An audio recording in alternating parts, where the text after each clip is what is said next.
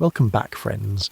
Tonight we're throwing you straight into the frostbitten chaos of Norse legend to see how fast you tap out as a Viking Shieldmaiden. The morning doesn't start, it ambushes you. 1 minute you're half asleep under a pile of scratchy wool and damp furs, and the next you sit bolt upright because someone just blew a horn like they were summoning Thor himself. Or maybe just furious about breakfast. Your breath floats in the air. Somehow it's colder inside this longhouse than that one time you turned down the heating to save money, and immediately questioned every life decision you've ever made. Overhead, wooden beams loom, blackened by centuries of smoke, and the air. It's a rich blend of wet dog, smoked fish and generational exhaustion. Cosy, if your vibe is feral Airbnb in the 9th century. You shift, and your back cracks like kindling. That mattress? Just a pile of hay, twigs and broken promises.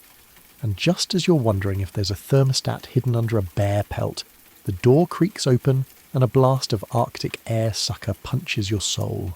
Snowflakes drift in like they're paying rent. Welcome to your new morning routine. Hope you brought emotional resilience and maybe an emotional support blanket. So, before you get too comfortable, hit like and subscribe, but only if I've earned it. No pressure, no hard feelings. And hey, drop your location and local time in the comments. Always curious where and when you're listening from. Now go ahead and dim the lights, maybe curl up with a blanket, and let's ease into tonight's journey together. The first thing you learn, Shieldmaidens don't get to sleep in. You're yanked out of bed by your mentor who, judging by the way she tosses a dead rabbit on your lap, doesn't believe in gentle wake-up calls.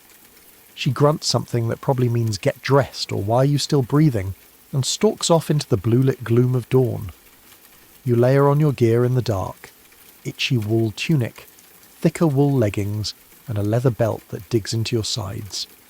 No thermal lining, no waterproof boots, just oiled leather and hope. Your fingers are already numb and you haven't even left the longhouse. Stepping outside is like stepping into a punishment. The wind howls across the fjord, dragging a veil of snow over the compacted ice paths between buildings. Every breath burns your throat. Smoke from dozens of fires clings low to the ground, stinging your eyes and giving everything a vaguely apocalyptic vibe. Welcome to day 1. You probably won't survive till lunch. Your first assignment, haul water from the frozen stream. There are no faucets, no hot showers waiting. Just wooden buckets, a slippery path, and the constant threat of a faceplant. You trudge downhill with a group of other young warriors in training who look terrifying even before breakfast. One of them, not even the biggest, casually lifts a bucket that might as well be filled with molten iron. You, on the other hand, nearly dislocate a shoulder just getting it off the ground. Nice. And then there's the ice. Not the romantic Disney princess kind. This is ankle-snapping, soul-stealing, break-your-face ice. Every step is a test of balance, and there are no participation trophies here. You slip once, catch yourself, but earn a chorus of chuckles from your peers. You slip twice, and your pride hits the ground before your backside does. And yes, that same girl who tossed the rabbit earlier, she just walks past you with a smirk and a full yoke of water barrels, like she's strolling a spa boardwalk. Historians still argue whether Shieldmaidens were a formal class of warriors, or mostly legendary embellishments. But one thing's for sure, whoever they were absurdly tough. Tough enough to survive conditions that would make most of us cry into our oat milk lattes. And speaking of oats, breakfast is next. You're invited, or rather barked at, to sit around the hearth where a thick porridge is boiling. It smells like someone tried to cook glue using bad memories and fish oil. You accept a wooden bowl and find what appears to be a dried fishtail sticking out the side. Everyone else is digging in with enthusiasm, so you follow suit. Chewing it is an experience. Imagine oatmeal that's been sitting in the back of your fridge for 3 months, combined with jerky and despair. Still, you're starving, and your options are eat or collapse. One of the warriors, Bjorn, naturally leans in with a toothy grin. "First time?" he asks in the tone of someone who knows it is. You nod, trying not to grimace. He laughs and says, "By spring you'll be stealing bowls." Spring? You don't even know if you'll make it through Tuesday. Your eyes wander around the room. Smoke curls toward the rafters where herbs hang drying. Sage, mugwort, something that might be mistletoe or just very optimistic moss. You spot a carved idol in one corner, likely a household spirit or offering to Freya, goddess of love and war. And you remember reading somewhere that women in Norse culture could hold incredible influence, sometimes even leading households and commanding warriors. Cool, right? Well, until you realise that influence came with responsibility, like managing food stores, organising defence plans, holding your own in legal disputes, feuds and, yes, battle. Viking women weren't sitting around embroidering while men had all the fun. They were running farms, directing trade deals and defending their homes with axes if necessary. One quirky tidbit.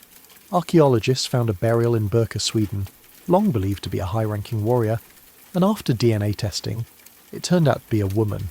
Full weapons kit, 2 horses, game pieces, possibly to plan tactics. Not a man with delicate features, a full-on Shieldmaiden. So, as you finish your bowl of ancient sludge and rise to start the next miserable task, maybe there's a flicker of pride. Sure, your nose is running and your socks are soaked, but you're walking the footsteps of legends. Even if those legends probably didn't spend half the morning wondering whether they've developed early-stage frostbite. The wind picks up again, biting at your cheeks and slipping cold fingers down your collar. Your mentor calls out, "Move!" and you lurch forward, already dreading what the next hour might bring. Spoiler. It involves more ice, heavier lifting, and the realisation that this was the easy part. You shuffle into the morning haze, your fingers still stiff and stinging from the water-hauling adventure.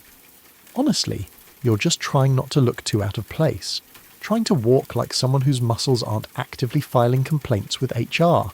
Your reward? Breakfast round 2, which unfortunately is not pancakes. No, here in Shieldmaiden training camp, the second meal of the day is less continental breakfast, more whatever we could scavenge from a collapsing economy of winter food stores. Your portion?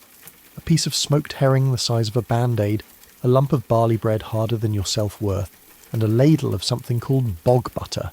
That's not a nickname. It's actual butter that's been buried underground in a peat bog to ferment for preservation. Yes, fermented butter. You spread it like paste on the rock-hard bread and try not to gag. It tastes ancient, like butter that's seen things. Butter with secrets. Across from you, a much more seasoned Shieldmaiden named Solveig chews like she's gnawing through leather, which, to be fair, might also be on the menu. She notices your grimace and snorts. "You'll get used to it," she says through a mouthful of something stringy and indeterminate. Or you won't. Either way, keep eating. Your stomach flip-flops, but you obey. Food is energy, and you'll need every calorie to survive what comes next. As you chew your fish paste toast with increasingly mechanical determination, you look around the smoky dining hall. It's crowded with warriors and trainees, most of whom are in various states of scruffy, frostbitten intensity. A few laugh. Some arm wrestle over mugs of sour milk. Everyone's wearing some combination of wool, leather and animal pelts. One person appears to be wearing a full fox-like scarf. Eyes and all. That's not just fashion, it's insulation. And then you smell something unique, a kind of sour, oniony tang. You turn toward the hearth, where someone is stirring a pot of fermenting shark meat. It's called harkal, and it smells like regret and cheese that went to war with itself. One fringe culinary theory is that such foods helped warriors build gut resistance to spoiled supplies during long voyages. Others suggest it was just a dare that got wildly out of hand. Either way, you quickly learn that your stomach is not as Viking as your outfit. You try to breathe through your mouth and focus on anything else, like the window. Ah yes, the frosty slit in the wood wall, giving you a generous view of more snow, more grey sky, and a dozen chickens half buried in a snowdrift. Someone smacks your shoulder. "Eat faster," a voice says. "We gear up in 10. You glance over to see a younger trainee. A girl maybe 15, but already with arms like braided rope. She's grinning, probably because she can tell how badly you're failing at this entire lifestyle. You try. You really do. You dunk the bread in lukewarm fish broth to soften it. You chase the bog butter with a sip of something that turns out to be mead, so watered down it tastes like fermented rainwater. And just when you think the worst is over, someone drops a hunk of dried blood pudding on your plate like it's a treat. Spoiler alert, it's not dessert, it's made of sheep's blood, suet and barley. But hey, iron rich. Historians believe Viking diets were surprisingly nutritious. high in protein and fats to endure the cold and the grueling lifestyle. But nutritious doesn't mean it won't make your modern taste buds stage a coup. And your gag reflex? Oh, it's already packing its bags. As you choke down the last bite, you overhear two warriors debating the upcoming spring raid. One of them mentions a place called Lindisfarne, while the other rolls his eyes and mutters something about glory-hungry fools. There's a palpable tension in the room. Not all Shieldmaidens and warriors agree on where the line falls between defence and conquest. You stand to clean your bowl and nearly collapse. Turns out, a bowl of smoked sadness and fish paste doesn't magically replenish all the energy you burned hauling icy buckets and slipping on goat trails. As you wobble toward the door, Solveig stops you. "Eat more tonight," she says flatly. "Tomorrow's harder." Outside, the cold is even more bitter now. Snow has begun to fall in soft, heavy flakes. Your breath swirls in front of your face like a phantom, and your stomach is making noises that sound suspiciously like negotiation attempts. You pat it sympathetically and keep walking. By now, the village is buzzing. Dogs bark, sleds creak over packed snow, children run around waving wooden swords. Somewhere, someone is singing an old Norse ballad, slow and lilting, with a sadness that seems to bleed from the stones themselves. You hear the lines about warriors who died far from home, about ships that never returned. You don't need a translation to feel it in your chest. One quirky fact you recall. Some Viking women, especially high-status ones, may have consumed a drink made from hallucinogenic mushrooms during certain ceremonies. The mushrooms came from reindeer dung. So, technically, psychedelic poop tea. Sounds wild until you consider you just ate something called bog butter. Perspective is everything. As you make your way toward the training grounds, you realise your legs are already wobbling like fresh jelly, and you've barely started your day. If this is how they eat to get through winter, what's coming next must be a beast. Another gust of wind hits you, and you pull your hood tighter. It doesn't help much. Your face is raw, your toes are numb, and the smell of that shark meat is still clinging to your soul. Somewhere nearby, a horn blows. Not the wake-up horn from earlier. This one's lower, slower. It means gear up, combat drills. You've survived breakfast. Barely. Now it's time to earn that shield. Your feet drag as you approach the training grounds, a churned mess of snow and frozen mud ringed by posts and scattered shields. There's no welcome banner, no cheery coach in a windbreaker. Just sleet, steel, and the disheartening sight of someone already vomiting from exhaustion in the corner.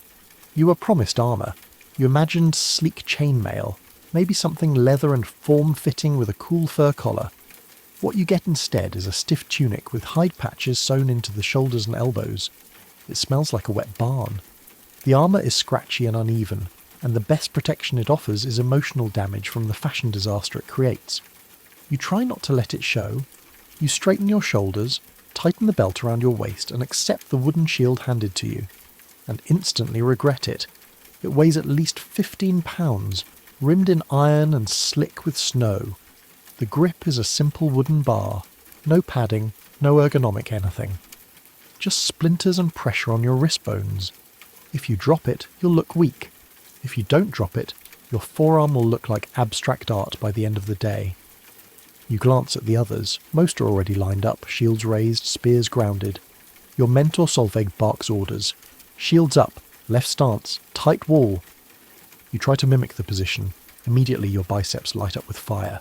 Holding the shield at an angle for more than 10 seconds feels like a punishment devised by a very angry god. Next comes the helmet. It's iron, heavy, and lined with fur that hasn't been cleaned since, never. It's less epic warrior, and more iron stew pot with a face hole. You shove it on, and your field of vision narrows to 2 dark tunnels. You blink, trying to stay upright under its weight. Historians know that Viking helmets often didn't have horns. Most were simple rounded caps, sometimes with a nose guard. Horns were more likely used in ceremonial dress or totally invented by 19th century romantics. So no, you don't look like Loki's long-lost cousin. You look like someone who just got drafted into the world's coldest, least user-friendly reenactment group. You're paired off with a partner for sparring. Her name is Djursa. She's shorter than you, but built like a tree stump with fury issues. She grins, and lunges before you can even blink. Her wooden practice sword slams into your shield with the force of a jealous thunder god. You stagger backward, boots skidding. You try to counter, sloppily, and she ducks under it like she's been doing this since the womb. She wraps your thigh with a flat strike. It stings. "Dead," she says, smiling. "Already?" You manage. "Yes." You glance around. Everyone else is in the same brutal ballet. Swords thud, shields crack, breath steams in the air. There are no half measures. Even the younger trainees move like they've had this drilled into their blood. They're not just swinging wood. They're planning feints, watching footwork, shifting weight. It's a dance, but the kind where missteps get your nose broken. Yrsa comes at you again. This time, you block. Barely. Your shoulder vibrates from the impact. You grunt, shuffle sideways, try to mirror something you saw in a movie once. She whacks you again, dead centre on your breastbone. "Dead," she repeats. A few warriors laugh. Not cruelly, just knowingly.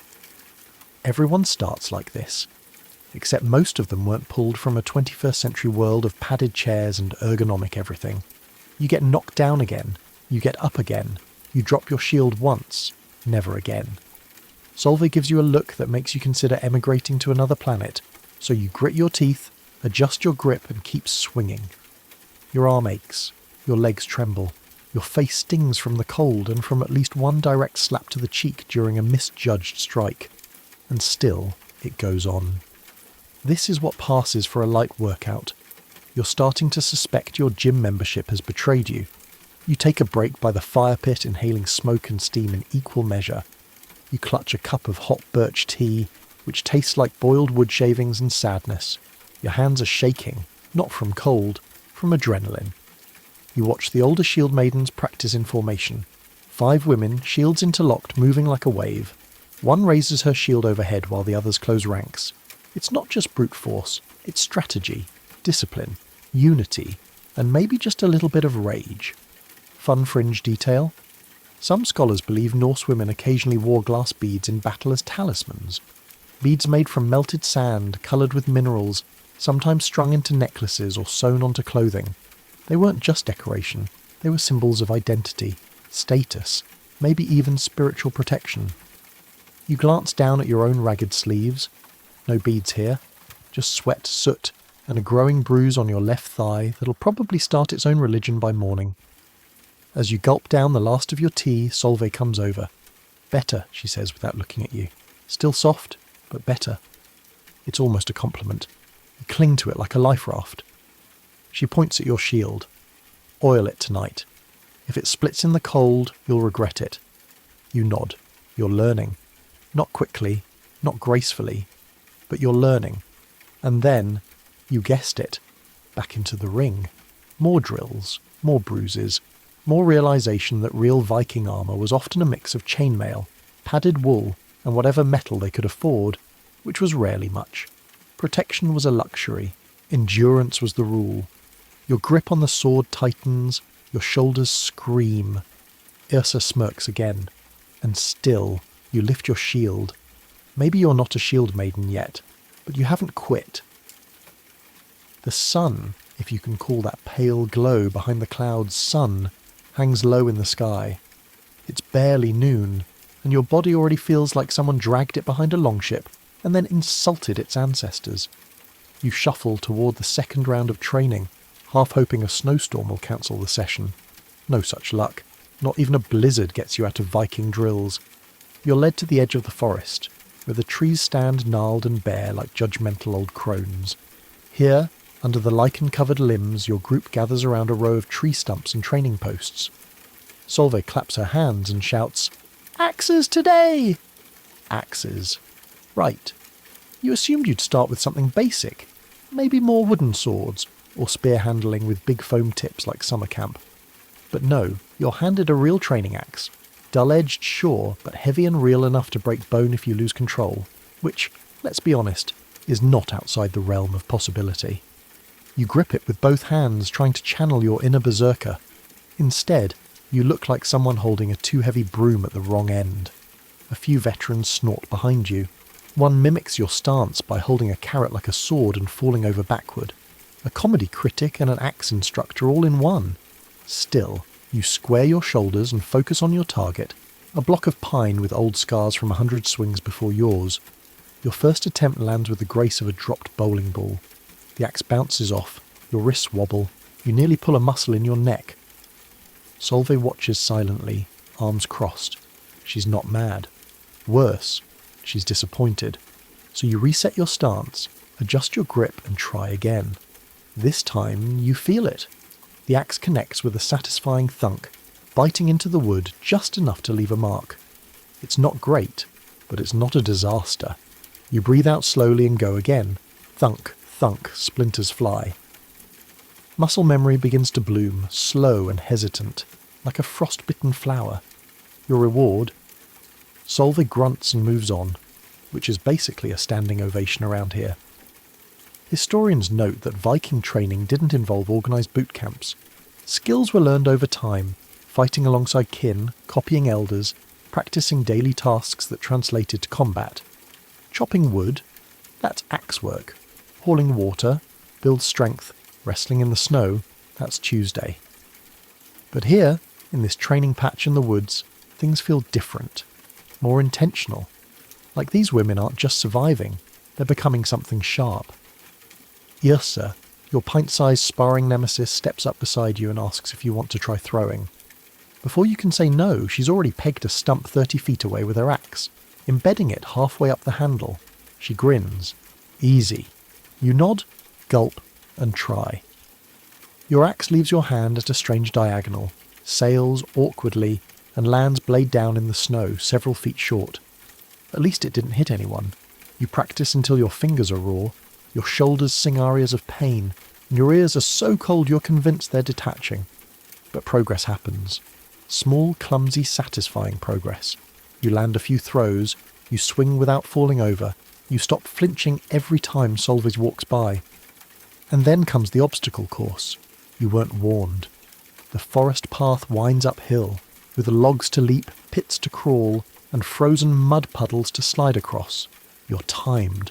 Of course you are. Yrsa races ahead like a mountain goat on espresso. You, on the other hand, immediately get a branch to the face, a boot stuck in a snowbank, and a squirrel that seems personally offended by your existence.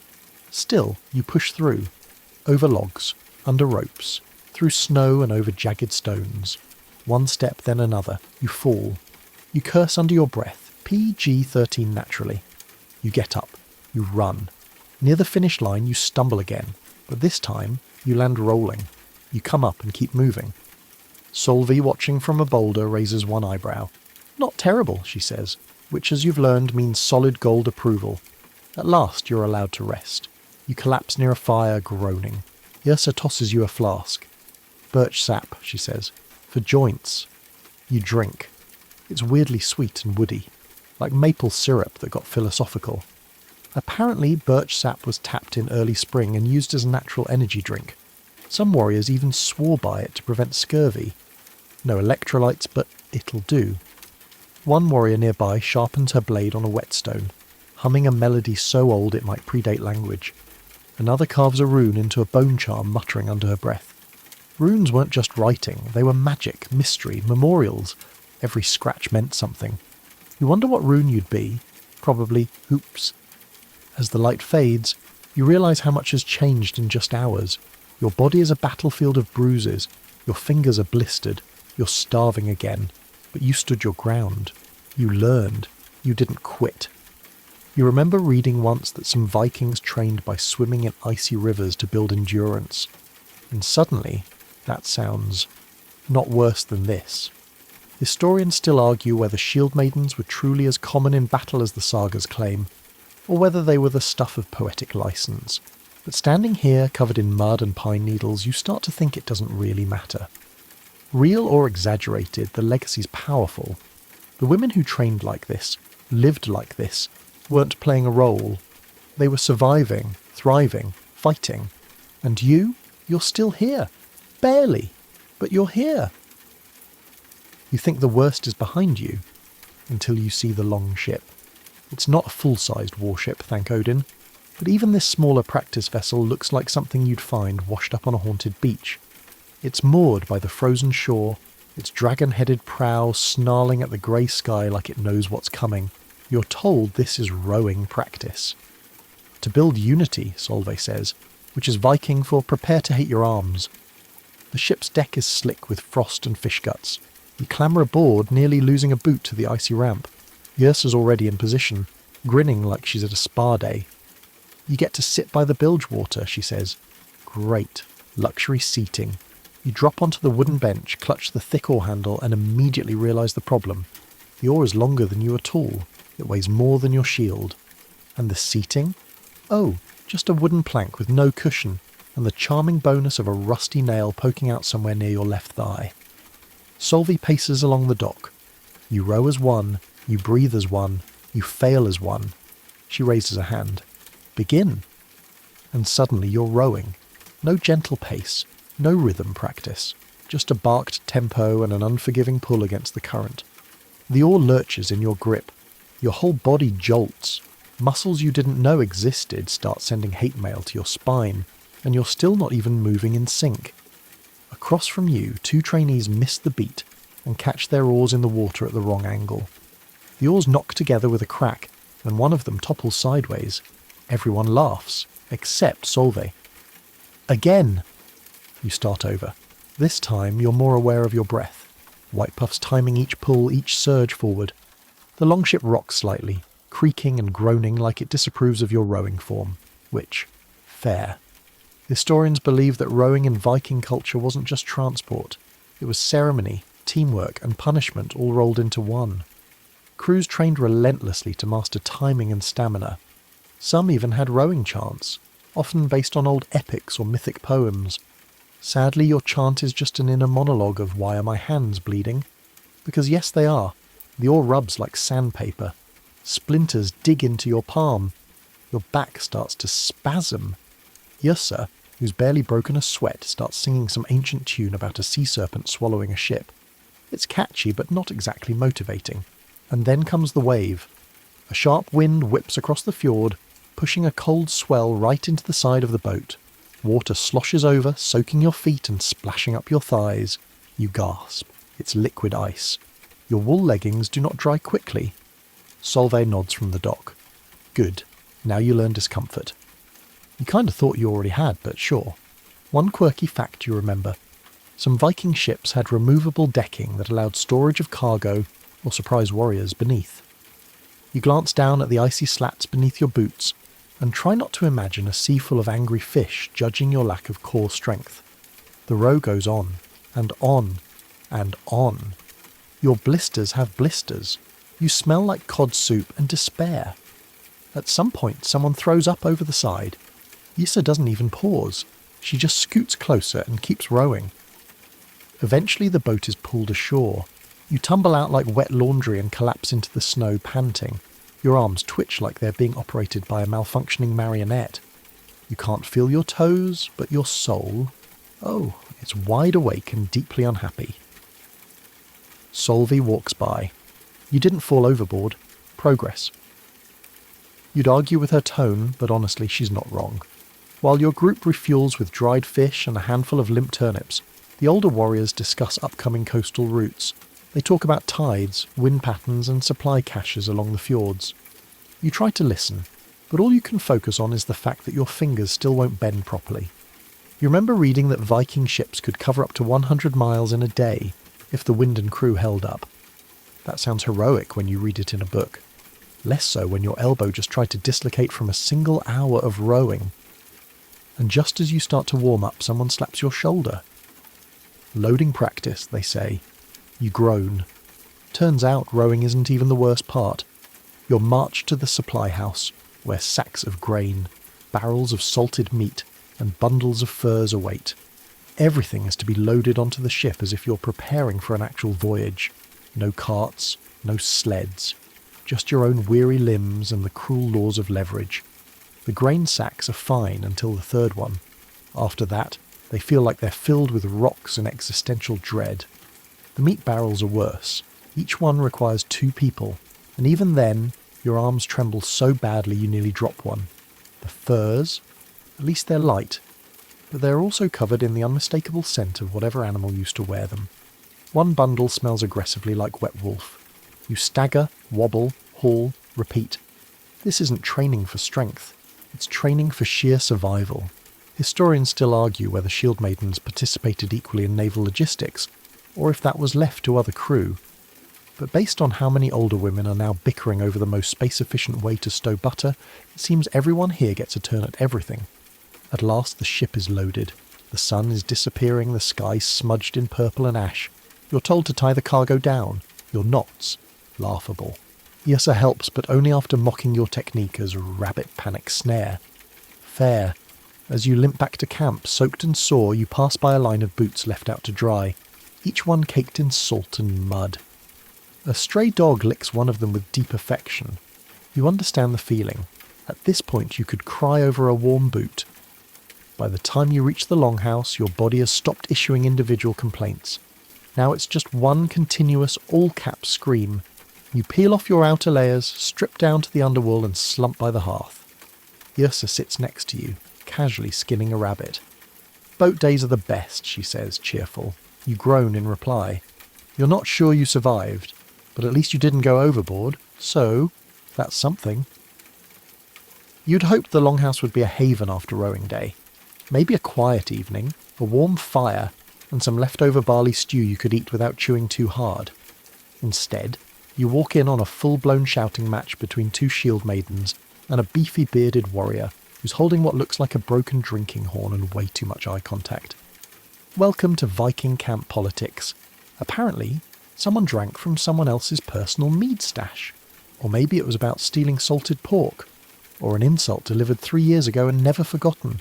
It's hard to say. What's clear is that everyone else is watching with intense interest, mugs in hand like it's their favourite drama series. Yrsa leans over. It's Hilda and Frode again. They argue every week. She sounds delighted. You step around the fray and squeeze into a seat near the hearth.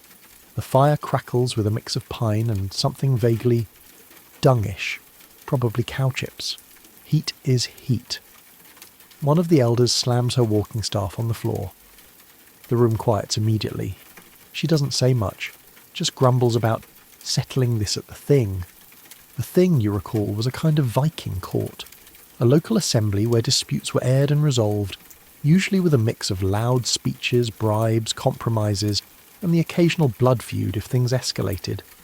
Historians still argue whether Shieldmaidens held the same legal rights as male warriors, but it's clear in this longhouse their opinions are not just heard, they're feared. Dinner is ladled out in the tense silence that follows the scolding. It's stew tonight, stringy meat, root vegetables, and enough salt to pickle a bear. You wolf it down anyway. Hunger doesn't have a palate, and chewing helps drown out the residual mutterings of rage. After the meal, the mood shifts slightly. A few people pass around carved dice and worn game boards. One woman plucks a bone harp and hums a song about a warrior who lost his shield but won a wife. A child throws a chunk of dried cod at his sibling, the usual, but under the surface you feel it, the constant simmer of tension. Life here is hard. Food is scarce. Tempers run hot. And when everything you own, wear, and eat depends on the strength of your community, trust becomes sacred and fragile. You're assigned latrine duty as part of your nightly chores. It's not glamorous. You follow a narrow trail behind the longhouse to a small structure that smells like war crimes and regret. You're armed with a wooden bucket of ash and a flat scoop. One quirky tidbit? Vikings sometimes used moss or sheep's wool soaked in water for toilet paper. Luxurious. After the worst 20 minutes of your life, you return to find everyone gathered near the hearth again. This time, for stories. Solveig stands at the centre, eyes flickering in the firelight, and begins to speak. She tells the saga of a woman named Herva, daughter of a berserker, who disguised herself as a man to retrieve her father's cursed sword from his ghost. It's epic, poetic, and tinged with eerie fatalism. You hang on every word, hypnotised, not just by the story, but by the way everyone leans in. Quiet, reverent, remembering. This is how history is kept here. Not written, spoken, echoed through generations. When the tale ends, silence falls, no one claps, they just nod. Sagas aren't entertainment, They're a heartbeat. As people start to drift off to their bedrolls, you step outside to breathe. The air is shockingly clear.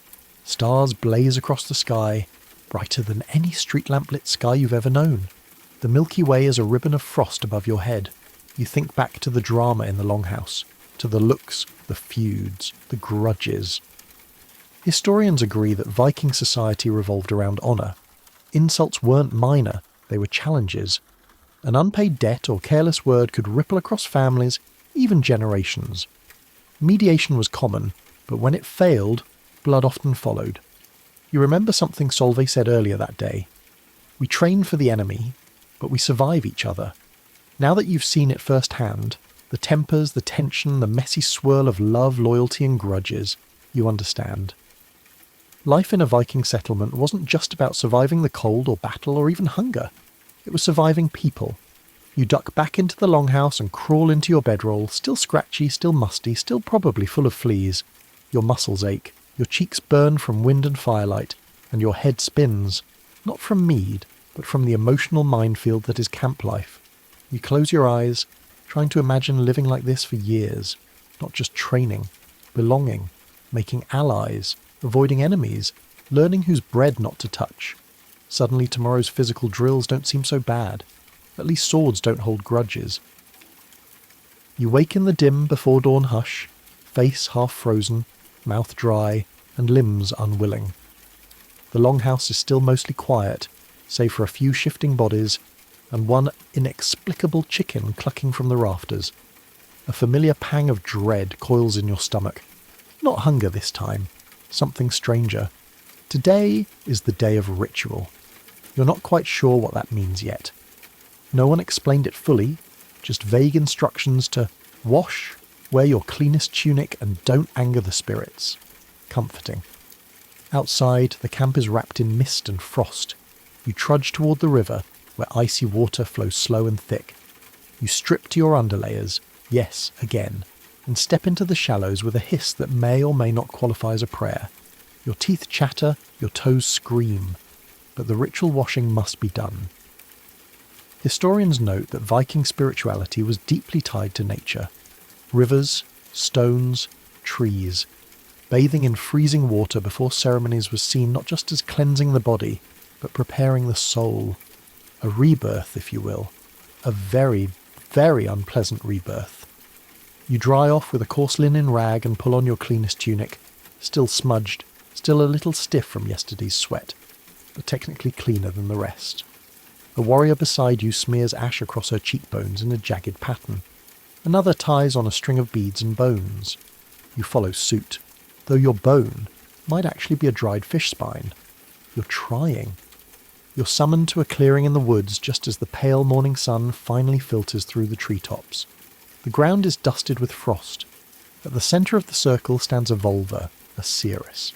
She's ancient, wrapped in dark layers, with a staff curved like a question mark and eyes that never quite meet yours directly. Everyone gathers in silence, forming a ring. A goat stands tethered nearby, and you have a sinking feeling this is not going to be a petting zoo situation. The Volva begins to chant. Her voice is high and cracked, threading through the air like cold smoke. The words are old, older than the sagas, older than language as you know it. You recognise some names. Odin, Freya, Thor. Others are unfamiliar.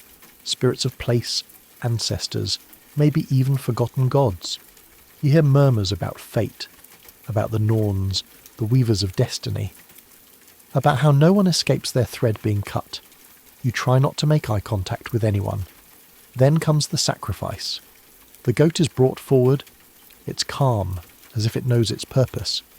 You look away as the ritual dagger flashes.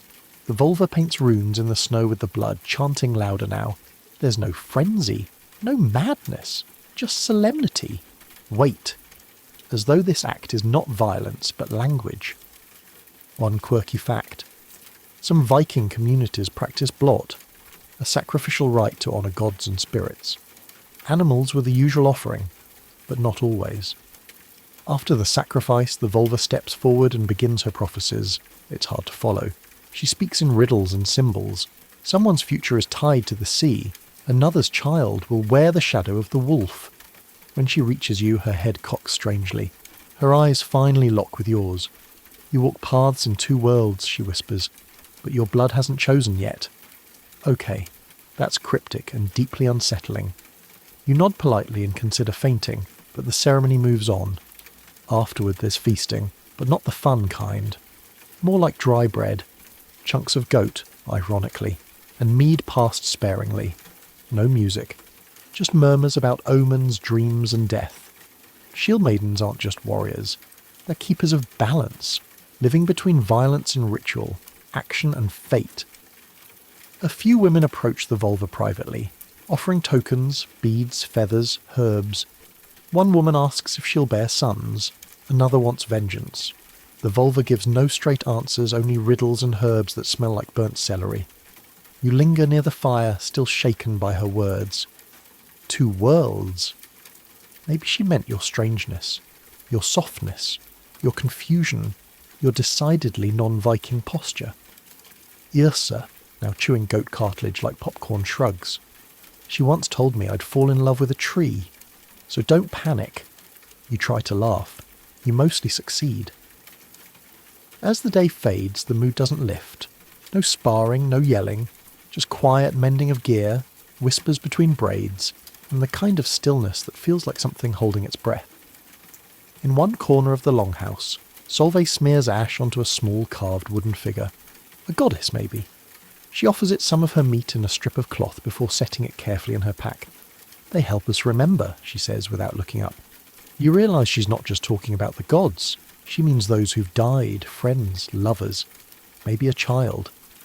There's a heaviness here, always beneath the surface, that no training or shouting can erase. The vulva passes through the room one last time before nightfall. Everyone parts for her. She smells like herbs and smoke and something older. She pauses at your cot, fingers brushing the wool blanket. Your thread pulls taut, she murmurs. Choose your cut. Then she walks on. You lay back slowly, uncertain if that was a blessing or a curse. Maybe both. The longhouse dims. The fire crackles low. The smell of ash clings to everything. You're not just in a war camp anymore. You're in a belief system, a living myth, one that eats the weak and confuses the brave, where gods are real, but they don't always answer. And when they do, it might be in the form of a goat's blood smear or a dream that makes no sense until it's far too late. You pull the blanket up to your chin. The wind moans outside. A dog growls low in its sleep. You still have no idea what the vulva meant, and that might be the scariest part of all. The horn sounds at dawn lower than usual, heavier. It doesn't vibrate through your bones the way it usually does during morning drills. It settles in your stomach like a lead stone. You know the reason before anyone tells you. Today you raid. You pull on your layers in silence, the wool shirt that still smells like wet goat, the hide leggings stiff with old sweat and smoke, the leather vest whose stitching was fixed last night by candlelight. Yrsa tosses you your shield. Try not to drop it this time, she says with a smile that's half serious. Breakfast is short. Bread, fish, a swig of mead. Nobody eats much. Even Bjorn the Loud chews quietly. No one wants a full stomach when the threat of vomiting from fear is real. Historians have painted Viking raids as both savage and strategic. Some were grand-scale military campaigns. Others, fast, chaotic strikes on poorly defended settlements, coastal monasteries, isolated farms, places with riches and not enough swords. Today's target is small, a fishing village 2 fjords away, loosely allied to a rival clan. You're told it's more a show of strength than a massacre. Scare them. Take something. Make them remember us, Solveig mutters, but no stupid bloodletting. That last part doesn't sound like a promise, more like wishful thinking. You board the longship without speaking. The sea is calm, the sky overcast. The quiet is worse than yelling. Everyone's checking their gear, shields tight to the rails, weapons within reach. You sit near the back, oar in hand, rowing with shaky arms and a mind full of noise. Your heart thuds louder than your strokes. You're not ready. Not for this. You trained. You lifted things. You got hit a lot. But this is real. Yrsa notices your panic. Just stay behind someone loud, she says. Make noise, look mean. Most of the time that's enough. You nod, swallowing hard. You're not here to lead the charge. You're here to not die. The coastline rises into view, rocky cliffs, wisps of chimney smoke, small boats moored like resting gulls. It looks peaceful, unfairly so. The ship cuts through the surf, scraping the rocky shore. Everyone moves at once, shields raised, swords drawn, voices low. You stumble off the plank, nearly tripping in the shallows. Cold water soaks your boots. Then the first scream goes up. One of the villagers spots your group and flees inland. Others follow. Some fight. Most don't. You expect to leap forward with heroic confidence. You do not. You freeze. Everything is motion and shouting and metal and fire. Warriors rush past you yelling threats and curses. Yrsa slams a shoulder into a door, breaking it open. Someone throws a torch. Smoke begins curling from a rooftop. It's not a battle. It's a storm. All sound and fury and confusion. A man runs toward you with a pitchfork, eyes wild. You lift your shield, more out of instinct than skill, and he slams into it. The force knocks you back, but you stay on your feet. Yrsa appears from nowhere, tackles him, knocks the pitchfork away. You just stand there, breathing in the moment that might have been your end. "Move!" she shouts. You do. You follow, ducking under a collapsing doorway, stepping over scattered goods, sacks of dried fish, a clay bowl rolling across the floor. You're supposed to help gather valuables. You grab a carved box from a shelf and clutch it like it holds the answers to the universe. Probably it holds pickled herring. In the chaos, a young girl runs past you. She can't be more than 7. You freeze again. Someone behind you yells, "Let her go!" You realise you weren't moving to chase her, you were just stunned. And suddenly it hits you. This isn't a game. This isn't a saga. These aren't faceless enemies. They're people. Afraid, scrambling, bleeding. You stumble outside as the fire spreads. Smoke stings your eyes. A warrior you don't recognise has a gash across her thigh, blood pouring into the snow. Someone else is trying to stop it with a strip of fur. Then you hear the horn again. Retreat. You run, half dragging a sack of supplies and the carved box, nearly falling twice. Your muscles burn, your lungs feel like paper. Yrsa grabs your arm and pulls you toward the longship, which is already half loaded and heaving in the surf. As you shove off from shore, water sprays over the sides. You collapse into your rowing spot, shaking. The village behind you is in disarray, burned, battered, but not destroyed. The message was sent. Whether it was understood? Another question entirely. Silence falls as the shoreline disappears. No one boasts, no one celebrates. Just the splash of oars and the low rhythmic creaking of the boat. Historians still argue whether Shieldmaidens regularly participated in raids, or only under certain circumstances, defence, desperation, vengeance. What's clear? They were capable of it. Whether they wanted to, that's another matter. You glance at the box in your lap. Open it. Inside are fish bones. Just bones. You almost laugh. Back at camp, wounded attended in a corner of the longhouse. You see someone sobbing quietly, holding a bloodied cloth. Another sits still, staring into the fire like it might give them answers. You expect Solveig to scold you.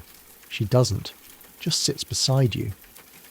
"First raid?" she asks. You nod. She passes you a cup of hot water. Not mead, not broth. Just water. "You didn't run." You almost correct her, then realise you didn't. You froze, sure, but you stayed. She leans back. It gets easier. You're not sure if that's good or terrible. Later, as night wraps around the camp, you lie awake on your cot. Everything hurts. Your soul feels stretched and scraped. But your hands, they're steady now. You're not proud of today, but you survived it. Morning creeps in without ceremony. No blaring horn, no sharp-barked commands. Just the low moan of wind and the brittle creak of the longhouse timbers. Everyone moves slower today. There's no feast after a raid, just sore bodies, blood-stiff clothes, and a whole lot of silence. You sit up slowly, every muscle reminding you what you did yesterday, what you saw yesterday. Your boots are still wet. Your hands are raw. The carved box you looted sits at your side, now holding exactly one carved fishbone. 2 useless buttons and a piece of string that smells faintly of despair. Spoils of war, huh? You step outside, into a camp that feels heavier. Fires burn low. Smoke rises in lazy columns. A few people tend wounds, stripping off torn layers, applying poultices that smell like boiled weeds and old socks. One man has a head bandage that makes him look like a very sad pastry. You offer to help. You're handed a bowl of goose fat mixed with pine resin and told to smear it on someone's gashed arm. The man grits his teeth. You grimace. The wound looks like it was made by a rusted axe, and probably was. You ask his name. He mutters Eagle. You say yours. He nods once. This is now a friendship. You pass by Bjorn, his arm in a sling. He grins, but the grin doesn't reach his eyes. Did you see me trip over a fish barrel? He asks. Heroic. You chuckle. So does he. Then both of you fall quiet again. After tending wounds, you're sent to help with funerary rites. There are 2 bodies wrapped in furs near the edge of camp. One older woman, one younger man. Both died in the raid. You kneel and help the vulva arrange the bodies. She murmurs something about guiding spirits to the other side. You nod like you understand. She presses a piece of iron into the young man's hand. A coin, maybe, or a tool. Something he'll need, she says. Even death has chores. Quirky fact. Viking burials weren't just about farewell. They were equipping the dead for the afterlife. Tools, weapons, jewellery, even animals were buried alongside them. Some got ships, others got stone circles or carved runes. A good send-off meant everything.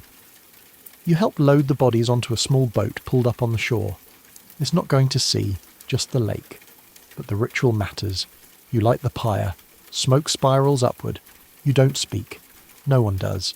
The silence afterward is crushing. Back at the longhouse, someone is playing a bone flute. The sound is thin, hollow. Perfect, really. You eat cold barley mush and a few strips of dried pork. You've stopped caring what things taste like. You're just eating to keep your body running. Across the fire, Zzza stares at her blade. She hasn't cleaned it yet. You haven't either. She finally says, I didn't like it. You know exactly what she means. Me neither, you reply. She nods. I thought I would. So did you. Historians still argue whether raids were celebrated or simply endured. The sagas tell of glory and treasure, but rarely mention the shaking hands, the restless nights, the bad dreams. You lie down early that night. The vulva sits near the door, tracing lines in the dirt with her staff. She glances up at you and says softly, every saga has sorrow. Otherwise no one remembers it. You think about that as you drift off, only to wake hours later, heart pounding, a nightmare. You were in that village again, but this time it wasn't just chaos. It was faces. The girl, the man with the pitchfork, the one who didn't get up. You sit by the fire for a long time, blanket around your shoulders. Solveig joins you eventually, saying nothing. Then she sighs. I still dream about mine. You glance at her. My first, she adds. Still see the look on their face. Still feel the snow under my boots soaked red. She stares into the fire. Doesn't go away. You just get better at folding it into your chest. You don't know what to say, so you nod. You clean your blade the next morning, not because anyone tells you to, because it feels right. A way to say, I saw it, I carried it, I'm still here. That afternoon the leaders divide the spoils. It's not gold and silk, it's barrels of smoked fish, a few worn cloaks, beads, tools, one small goat. Everyone takes something. You receive a small bronze clasp, bent at the corner, tarnished but yours, a symbol, a scar, a reminder. And then it's back to life. Training resumes, chores resume. The world doesn't pause just because your soul does. One quirky moment. Bjorn tries to lighten the mood by racing a pig around the longhouse. He loses. The pig is declared honorary shield bearer. There's laughter. Real, actual laughter. The camp breathes again. You're still tired, still unsure. But you help split wood that night. You help carry water. You stay. That counts for something. Later someone starts singing, soft and low, about a warrior who lost everything but found peace in the stars. You hum along. You're not the same as you were before the raid, you know that. But you haven't broken. You've bent. Like old iron. Like a well-used shield. Maybe that's how you become one of them. Not with fire, but with what you carry through it. The cold shifts sometime in the night. You feel it in your bones before you even open your eyes. It's different now. Heavier. Not the biting cold of an early frost or the sharp snap of snow in the air. This is the still, weighty cold that sinks into everything and stays there. Welcome to the real Norse winter. You emerge from your furs reluctantly.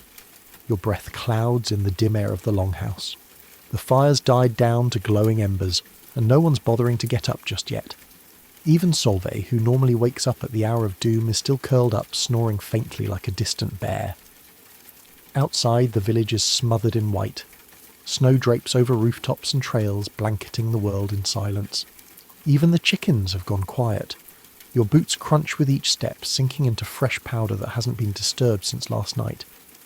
You try to shake the sleep from your head, but it's hard.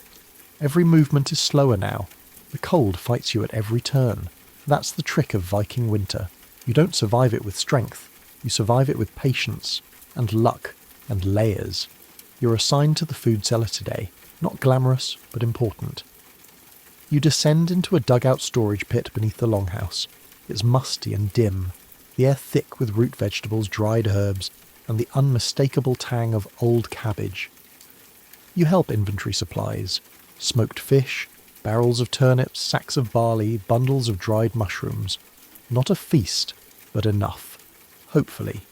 Rationing becomes everyone's secret obsession. You see warriors counting nuts, peering into jars like they contain prophecies. Historians say Viking winters could last 6 months or more, especially further north. Sunlight? Maybe 4 hours a day. And with no fresh crops, no open waters, and animals thin as bone, survival became a waiting game. One long, cold standoff with nature. There's an odd beauty in the rhythm. The camp quiets down. Everyone works indoors, carving, repairing tools, patching clothes. You spend hours just oiling your shield, sanding the splinters smooth, checking the leather straps for wear. Not because you're going to war today, but because someday you might. You help mend furs with the older women, stitching patches with sinew while stories drift through the room like smoke. One of them tells you about the winter of the Wolf Moon, when snow buried the longhouse door and a bear tried to join them by crawling down the chimney. You're not sure if it's true. Doesn't matter. It's the kind of tale you need in weather like this. The Volva hasn't spoken much since the ritual. She moves quietly through the camp now, scattering bits of grain outside, whispering to the wind. Offerings, she tells you. Even ice spirits want company. You nod like that makes sense. One quirky fact. Vikings believed in Draugr, undead spirits who rose in winter, angry and hungry. To keep them away, some people buried iron nails in doorframes or placed scythes under their pillows. You consider trying both. At night, you gather by the hearth like always. But now, the songs are slower, softer, lamenting. Someone plays the bone harp, a melody that drifts like falling snow. It speaks of summer fields, lost friends, promises whispered under stars. You don't understand all the words, but the ache, that's universal. You realise something else. You're not alone in struggling. Everyone's wrestling with the same darkness, the same weight. Some hide it better. Some don't bother to try. One warrior carves endlessly, runestone after runestone stacked like quiet prayers. Another hums to herself while staring into the flames. Yrsa's grown quieter. You catch her once, just sitting outside in the snow, whispering her sister's name. Died in a winter like this, she says. Fever. Nothing big, just cold. She shrugs, but her voice is tight. You sit beside her, sharing silence. It helps more than words. Historians still argue whether Viking winters were as harsh as the sagas make them seem, or whether the drama was exaggerated for poetic effect.